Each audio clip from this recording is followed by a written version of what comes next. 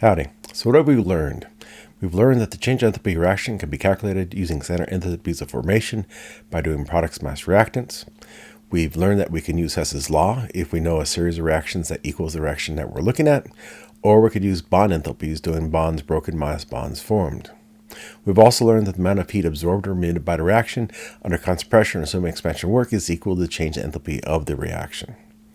And so Q, heat transfer to the system, is equal to N number of moles times the change in enthalpy. Today's video is on heat capacity. So we use change in enthalpy if we're talking about a reaction or phase transition. We use heat capacity if we have just a change in temperature. So the amount of heat transferred to or from a system during a change in temperature can be calculated using heat capacities. And so after watching this video, you should be able to describe the meaning of heat capacity. You should be able to compare and contrast heat capacity and enthalpy. And again, if you're looking at transfer heat during a reaction or phase transition, then you use the change in enthalpy. If you have just a change in temperature, then you use heat capacity. You should be able to calculate the amount of heat transferred to or from a system given the change in temperature. You should be able to calculate change in temperature given the amount of heat transferred to or from a system. And so how much heat has to be removed from 36 grams of water at 0 degrees Celsius to make it freeze?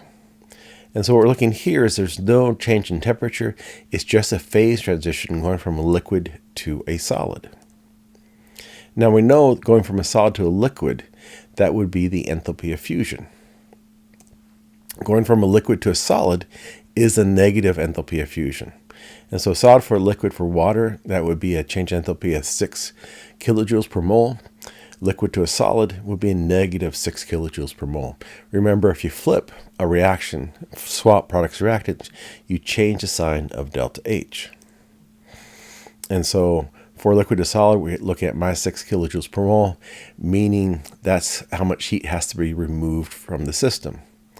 Now, notice that we have kilojoules per mole, and so we're going to have to convert our 36 grams into moles. Now for water, oxygen is 16 grams per mole, each hydrogen is 1, and so 2 plus 16 gives us 18 grams per mole. And so the grams of H2O cancel grams of H2O, we're left with moles of H2O, and the moles of H2O cancel the moles of H2O, and we get 12 kilojoules of heat has to be removed from 36 grams of water to make it freeze. Now, it's a positive 12 because of how the question's worded. It asks you how much heat has to be removed. And so whenever you have a phase transition or a reaction, we use the change in enthalpy to calculate the heat. Now, remember, the enthalpy of solid is always less than the enthalpy of liquid. It's always less than the enthalpy of gas. And so if you want to go from left to right, you're going to have to add heat. Those would all be endothermic processes. And if you want to go from right to left, those are all going to be exothermic processes. So to determine how much heat is absorbed or emitted from a reaction or phase transition, we use the change in enthalpy. And again, you can think about Q, number of heat transferred to the system, is equal to N, number of moles, times our delta H. Now, if you have a change in temperature, you have to use a heat capacity. And there's actually 3 different types of heat capacity. There's heat capacity of an object. There's the molar heat capacity, which is just the heat capacity per mole. And there's specific heat capacity, which is heat capacity per gram. So for the molar heat capacity times the number of moles times change in temperature, that will give you heat. Specific heat capacity times the mass times the change in temperature would also give you heat. But again, reactions and phase transitions, we use change in enthalpy. Change in temperature, we use the heat capacity.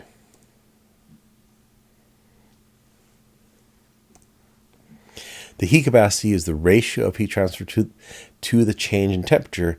And again, it can be defined for an object per mole or per gram. And so if imagine we're starting at ice at, say, minus 20 degrees Celsius. And so the y-axis is temperature, the x-axis is heat supplied. And so if we're starting down here and we add heat, what's going to happen is that heat is going to be into changing the temperature. So we can go, say, minus 20 up into 0 degrees Celsius. Now, once we've raised the temperature of the solid to 0 degrees, all the heat added goes into the phase transition from a solid to a liquid. Now, once all the sample has been converted to liquid, the heat added goes in the change in temperature. And then once we reach 100 degrees Celsius, any more heat added goes into the phase transition going from a liquid to a gas. And then once all the sample has been converted to a gas, the heat added goes again into the change in temperature. And so for phase transitions and reactions, we always use a change in enthalpy. For the changes in temperature, we have to use the heat capacity. And so an interesting question would be, where does the energy go when heat is added and there's not a change in phase? Well, remember, temperature is a measure of motion at the atomic level. And so if you add heat, you're actually going to increase the amount of kinetic energy at the atomic level.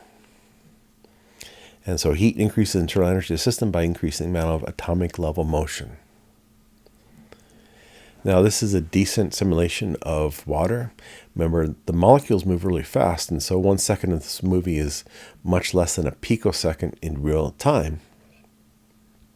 Now, if we look at the motion, you notice you see some vibrations, you see some rotation, and you see some translational movement. And so there's really three types of kinetic energy or motion at the atomic level for molecules. There's translation, rotation, and vibration. And so translation, you have a molecule that's moving from one point to another point. For rotation, it spins. And for vibration, it kind of vibrates. And so there's three, we call them translational degrees of freedom, because there's three orthogonal dimensions, the X, Y, and Z. And so we also call these normal modes or degrees of freedom. I'll use modes and degrees of freedom interchangeably. Now, for each degree of freedom, the average kinetic energy is 1/2 RT. Because we have 3 degrees of freedom, that would be 3/2 RT. Now, one thing I should mention is that this is just translational degrees of freedom, and so no work is involved. We're just talking about a particle moving in one of 3 dimensions. For a nonlinear molecule, it will have 3 rotational degrees of freedom. And so it can rotate about this axis, or that axis. And so each one will have 1/2 kT if you're talking about a particle, or 1/2 RT if you're talking about per mole. And so it's kind of interesting. R, remember, is the gas constant. And so R is actually equal to Boltzmann's constant, K, times Avogadro's number. And so if you're talking about a single molecule, you'd say the average kinetic energy for each of these degrees of freedom was 1/2 kT. If you're talking about a mole, it would be 1/2 RT. Now, for a nonlinear molecule, because you have 3 possible angles of rotation, that would be 3/2 RT per mole. Now, if you're looking at a linear molecule, rotating about this axis doesn't count because the nuclei would not move. So a linear molecule only has 2 degrees of freedom. So it can rotate about this axis or that axis. And a single atom by itself, like a normal gas, has 0 degrees of rotational freedom.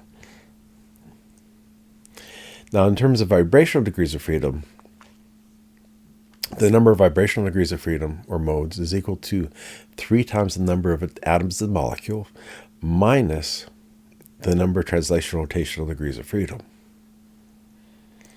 And so for nonlinear molecules, you have 3 rotational, 3 translational, so that's 6. So 3n minus 6. For linear molecules, you have 2 rotational and 3 translational, so 3n minus 5. And so for water, we have 3 atoms. 3 times 3 is 9 minus 6. That's 3 rotational modes. And those are the 3 rotational modes for water. For ammonia, we have 4 atoms. 3 times 4 is 12 minus 6 because it's nonlinear. And that gives you 6 vibrational degrees of freedom. And so heat can go into translational, rotational, vibrational degrees of freedom. Typically, you don't put it, it doesn't go to vibrational until higher temperatures.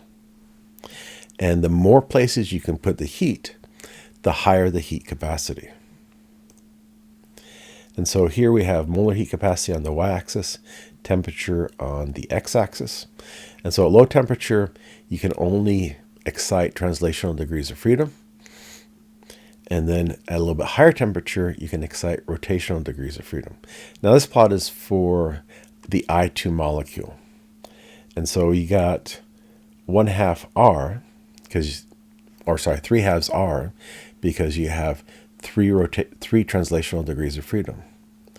And then as you increase the temperature, you're using translational rotational degrees of freedom. So eventually you're up to 5/2 R, because it is a linear molecule. So it has 2 rotational and 3 translational. So that gives you 5/2 R heat capacity.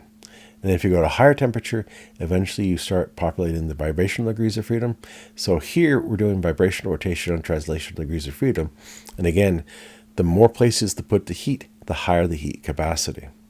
Now eventually, if you go to high enough temperature, you'll break the molecule and you'll just have translational degrees of freedom, but you have twice as many atoms than molecules you started with, and that's why the heat capacity will be twice as big. So again, at low temperatures, only translational degrees of freedom contribute to heat capacity. And then higher temperatures, you're going to be doing rotational and translational. And so typically at room temperature, you can put heat into translational and rotational degrees of freedom for gases. And then at high temperature, you start exciting the vibrational degrees of freedom. So that's when the vibrational degrees of freedom start contributing to the heat capacity. And eventually the iodine molecules will break apart. Now, when we're talking about the heat capacity, now this subscript V here, that means constant volume. And so there is no work, right? So we saw that if we just assume expansion work, W equals minus P delta V, constant volume, there is 0 work. And so what we've talked about so far is just putting heat into kinetic energy. No work has been involved. And so CV is equal to the change in internal energy over change in temperature. Now for a monatomic ideal gas, the only contribution to internal energy is kinetic energy of the gas from translational motion. And so that would be 3RT over 2. Actually, we talked a little bit about this during the gas chapter. And the change in internal energy is just going to be due to the change in temperature. So 3R, change in temperature over 2. And so if we put this in there, we get that the heat capacity for a monatomic ideal gas is 3/2 R delta T over delta T, and the delta T's cancel. And so we get the heat capacity for a monatomic ideal gas is just 3/2 R. Again, that corresponds to 3 degrees of freedom. Each degree of freedom gets 1/2 R. Now, for constant pressure, it's a little bit different because under constant pressure, you can have work. Now, Cp is equal to delta H over T. And if you remember, delta H equals delta U plus P delta V. We talked about this when we talked about the first law. For an ideal gas, PV equals nRT, and so P delta V is going to be equal nR delta T. And so we plug in this for our P delta V, we get that. Now the delta T's cancel. And so if you want to talk about for 1 mole, we get Cp, the heat capacity at constant pressure, is equal to Cv, heat capacity at constant volume, plus R. And so again, this is for an ideal gas. Now it makes sense. Cp, you can have work. Cv, there is no work. And so the heat capacity with work should be larger than the heat capacity where there cannot be any work. Now we saw that for monatomic ideal gas, Cv equals 3/2 R. And so we see that Cp is going to be equal to 5/2 R. Now, typically, we're going to talk about constant pressure, and so for gases, we often use C sub P. And so we can actually look at C sub P for a series of gases, and it's kind of interesting for the monatomic ideal gases. Sorry, for noble gases, their C sub P is 20.79, just what we calculated. Now, for H2 and F2 and Cl2, they're also going to have 2 degrees of rotation, and so their heat capacity is bigger. The more places to put the heat, the bigger the heat capacity. So for the noble gases, you can only put heat in translational degrees of freedom. For the diatomic gases, you can put heat in translation or rotational degrees of freedom. Again, the more places to put the heat, the higher the heat capacity. And so put the following gases in order of increase in molar heat capacity. All we have to think about is how many places to put the heat, which has the most places to put the heat. Now, argon is monatomic gas. It only has translational motion. CH4 is a nonlinear molecule. It has translational and rotational motion about 3 axes. And then N2 is a linear molecule, so it has translational about 3 axes and rotational about 2 axes. And so the methane should have the highest heat capacity, and then the argon should have the lowest heat capacity. The more places to put the heat, the higher the heat capacity. The higher the heat capacity, the more heat you'll have to add to get the same change in temperature. And so these gases only have translational motion. These gases, you have translation and rotation about 2 axes because they're linear. And then these have translational motion and rotation about 3 axes because they're nonlinear. And again, vibrational degrees of freedom, you don't usually excite until much higher temperature. These are thinking about room temperature. So here we have a plot of heat added per gram versus temperature. Remember, specific heat capacity is heat capacity per gram. So which has the largest specific heat capacity? And so that would be the red line. Remember the slope. So you have heat absorbed per gram, which is Q. And you have temperature, or change in temperature, delta T. And so if we take this equation and we divide both sides by m delta T, we get the heat capacity is equal to Q over m delta T. And so the slope of this line is actually equal to the specific heat capacity. And so the red arrow corresponds to a larger slope, should correspond to a higher specific heat capacity. And so I mentioned there's 3 different heat capacities. There's for an object, molar, and specific capacity. And remember, you can also talk about in terms of constant pressure, constant volume, and typically we talk about in terms of constant pressure. So how much energy would be required to raise the temperature of 1 mole of these gases by 10 degrees at constant pressure? And so these numbers here corresponds to the constant pressure heat capacity. And so if we want to calculate how much heat, we multiply the heat capacity times the moles, but we're using 1 mole, times the delta T. And so it's interesting, argon, it would only take about 208 joules to raise the temperature 10 degrees. But for methane, it would take 353 joules of heat to raise it the same 10 degrees. So the higher heat capacity, the more heat is needed to be added to get the same change in temperature. Again, you're talking about changing the temperature 10 degrees for all 3 of these.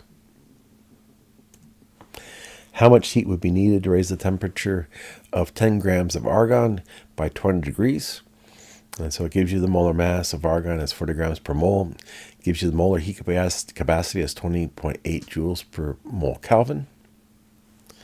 And so our heat capacity is per mole, but we're given grams. And so we're going to have to convert from grams to moles. And so we're starting with 10 grams divided by 40, which is our molar mass. And so this will give us the moles. This is the heat capacity, 20.8 joules per gram mole. And this is our change in temperature. So we have N, number of moles, times heat capacity, times the change in temperature. Now notice that the grams cancel the grams, the moles cancel the moles, and delta C and K, that's kind of confusing. But we'll see is that in change in temperature, Celsius and Kelvin are the same. So always make sure your units are appropriate. Now, whenever you're talking about temperature, Celsius and Kelvin are very different. And if you're doing PV equals nRT, you always have to do Kelvin. Now, if you look at change in temperature, so if we go from 0 degrees Celsius to 100 degrees Celsius, which would be 273 to 373 Kelvin, you notice the change in temperature in degrees Celsius and Kelvin are the same. So just in terms of temperature, always use Kelvin. But in terms of change in temperature, Celsius and Kelvin are the same. And so that's why here, because this is a change in temperature, Celsius and Kelvin will cancel each other. And so heat capacity can be an object, molar heat capacity, or specific heat capacity. A 100-gram block of copper has a heat capacity of 38 joules per degree Celsius. What is the molar heat capacity and specific heat capacity? And so molar would be per mole. And so we have to convert that to moles. And so 38 joules per degree Celsius. And the molar mass of copper is 63.55. And so grams of copper will cancel grams of copper, and we'll be left with moles. And so the molar heat capacity is 24.15 joules per mole Celsius. For the specific heat capacity, all you have to do is divide by the mass. We're told that it's 100 grams. And so we divide by 100, and we get 0.38 joules per degree Celsius gram. How much heat is needed to be absorbed by the block to raise it 10 degrees? And so we have Q equals C delta T if we're talking about heat capacity for an object. And so that would be 380. Now, if we want to do it for the molar heat capacity, we have to multiply the moles, which is N, times the molar heat capacity, C, times our change in temperature. We also get 380 joules. And if we do the specific heat capacity, we have 100 grams times the specific heat capacity times the change in temperature, 380 joules. As I just want to show you that we can treat heat capacity per object, per mole, per gram, and we'll get exactly the same answer as long as we do it correctly. So a 10-gram piece of aluminum at 100 degrees Celsius is dropped into 100 grams of water at 10 degrees Celsius. What is the final temperature of the water plus the aluminum? And so this is a kind of interesting question. So what's going to happen is the water's pretty hot, and so you drop the aluminum's pretty hot. You drop it into the water, and it will come to a common temperature. So the aluminum will lose heat, and the water will gain heat. And so we saw that Q is equal to mCs delta T if we're talking about specific heat capacity. And so this is for the water, and this could be for the aluminum. So the amount of heat the aluminum loses is going to be equal to the amount of heat the water gains. Now, you have to put a negative sign on one side because one Q is positive, the other Q is going to be negative. And so we have 10 grams. This is for the aluminum. So aluminum's on the left-hand side, times, in this case, we're using specific capacity, times our delta T is equal to minus 100 grams, that's for the water, times its specific heat capacity, times its delta T. Because delta T in Celsius and Kelvin are the same, 0.902 joules per gram Kelvin can be replaced by 0.902 joules per gram Celsius. And we can actually do the delta T's in terms of Celsius. Now we know that the aluminum starts at 100 degrees Celsius and the water starts at 10 degrees Celsius, and we already multiplied out the masses. And so we got this, and now we multiply this out, and so the 9.02 times TF is that, minus 902 joules, so this times that. Again, we multiply this out, so 418.4 times TF is here, minus, move that decimal point over 1, 4,184 joules. And so now we're going to have to get things common, transfer things to both sides. So if we add 902 to both sides, so that basically moves this over there. And we add this to both sides to get rid of that negative sign. And so 418 plus 9 gives us 427. And TF equals 5,086. And now if we divide both sides by 427, notice the joules will cancel, and we're left with 11.9 degrees Celsius. And so we had a piece of aluminum, we had some water. The aluminum was hot, we dropped it in the water. The water goes from 10 degrees Celsius to basically 12 degrees Celsius. And it's just because the water, there was 100 grams of the water, and it has a pretty high heat capacity. That's why its temperature did not change that much. The aluminum's temperature changed from 100 degrees Celsius to 12 degrees Celsius. Another question you could be asked is, what quantity of heat is required to melt 500 grams of ice at 0 degrees Celsius and heat the water to steam at 100 degrees Celsius? And so we have to break this up in steps. We're starting with ice at 0 degrees Celsius. And so as we add heat, that heat is going to go into the changing that phase. So we're going to convert the ice into liquid. And then we add more heat, and that's going to change the temperature. So we'll go from 0 degrees Celsius to 100 degrees Celsius. And then we're going to convert that liquid to a gas and the steam. And so there's 3 steps to this problem. Remember, for phase transitions, use change in enthalpy. For change in temperature, use the heat capacity. And so for melting the ice, we can multiply the enthalpy of fusion times moles if it's per mole, or times mass if it's per gram. To raise the temperature, we have to use the heat capacity. If we're given specific capacity, you can multiply it by mass. If we're given molar heat capacity, multiply it by moles. And then to evaporate the water at 100 degrees Celsius, we use the enthalpy of vaporization.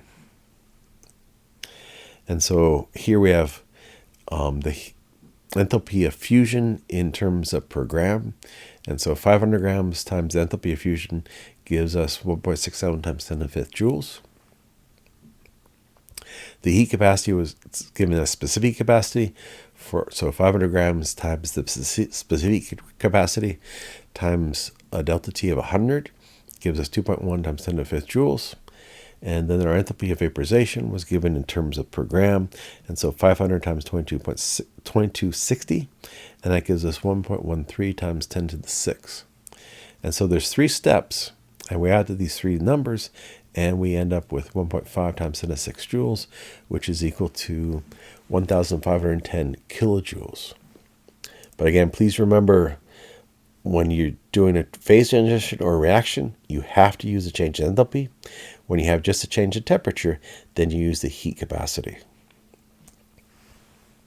So hopefully you can describe the meaning of heat capacity, and you can compare it and contrast it to enthalpy. You should be able to calculate the heat transferred to or from a system given the change in temperature. You should be able to calculate change in temperature given the amount of heat transferred to or from the system. I hope that was helpful.